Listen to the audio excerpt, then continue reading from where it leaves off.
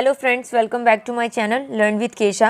आज की इस वीडियो में हम वर्कशीट 47 डिस्कस करने वाले हैं क्लास 10 की, जिसका टॉपिक है हमारा लोकतंत्र के परिणाम। जैसा कि हमने लास्ट क्लास में डिस्कस किया था कि लोकतंत्र शासन की एक बहुत बेहतर प्रणाली होती है, क्योंकि लोकतंत्र के अंतर्गत शासक या देश को चलाने वाले जो नेता होते हैं वो जनता के द्वारा चुने जाते हैं। और इस शासन प्रणाली के अंतर्गत जो जनता की राय है, जनता के मत है, उसको प्राथमिकता दी जाती है, जो इसे अन्य शासन प्रणाली की तुलना में और भी ज़्यादा बेहतर बनाती है। आज हम डिस्कस करेंगे कि लोकतांत्रिक सरकार अन्य सरकारों की तुलना में किस प्रकार से बेहतर, उत्तरदायी, जिम्मेदार और वैध है। ठीक है, तो चलिए स्टार्ट करते हैं आज की वर्कशीट को।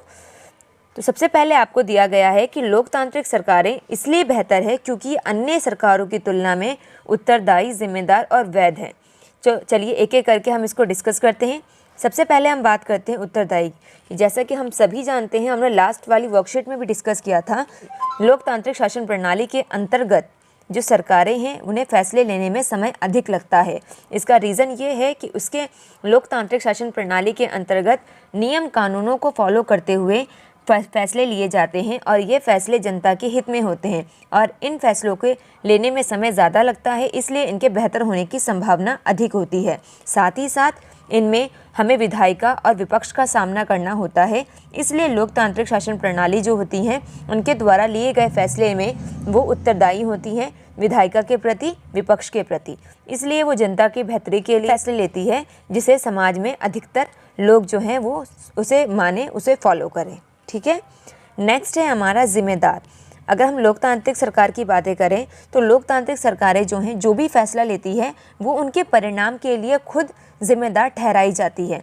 एग्जाम्पल के लिए आप देखेंगे, अगर लोकतांत्रिक शासन प्रणाली के अंतर्गत कुछ फैसले ऐसे लिए जाएं जिसको जनता नहीं मानती है, तो जनता के द्वारा उन फैसलों के अगेंस्ट जाकर के आंदोलन किया जा सकता है, या फिर चुनाव में अगली बार उस पक्ष के नेता को या उस पार्टी के नेता को वोट ना दे करके या उसको सत्ता से हटाया जा सकता है।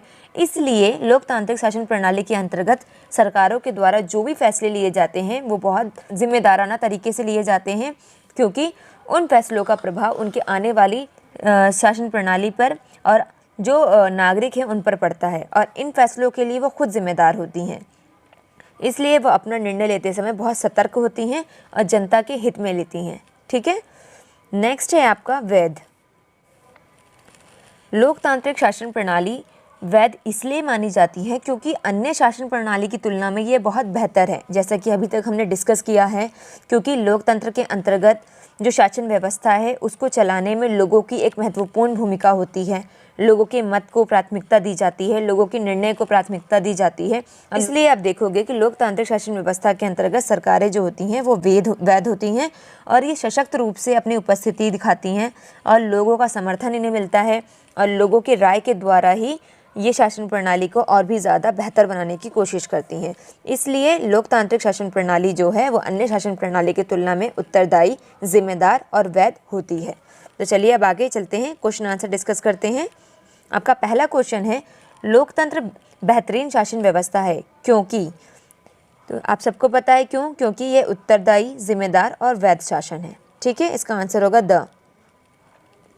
नेक्स्ट क्वेश्चन है हमारा, आपको कोई चीज़ इसलिए प्रिय है क्योंकि उसे आपने बनाया है।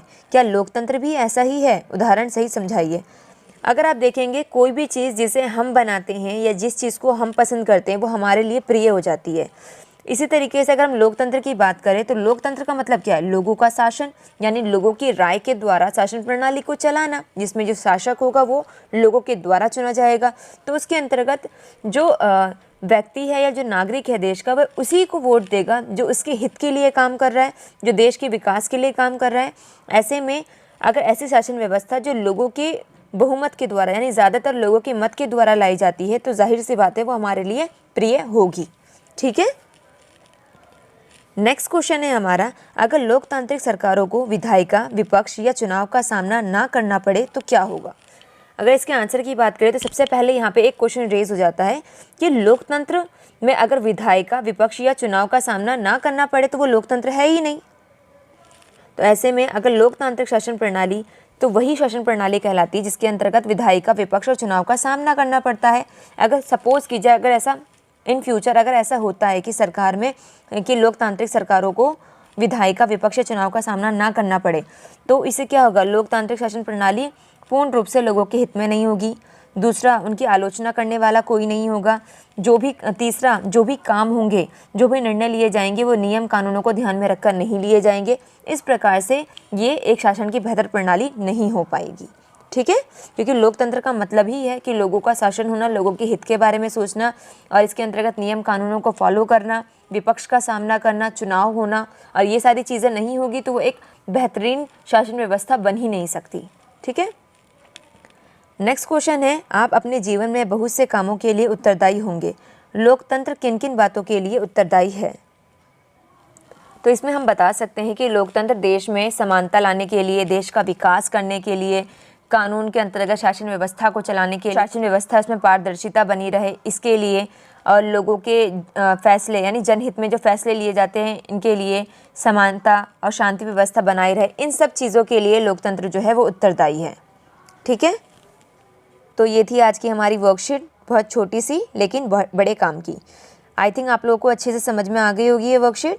अगर ये वर्कशीट आपको अच्छे से समझ में आ गई है तो इसे आप खुद भी कीजिए, अपने फ्रेंड्स के साथ इसे शेयर करना बिल्कुल मत भूलिए, ये उनके लिए भी यूज़फुल हो सकती है आपके साथ साथ।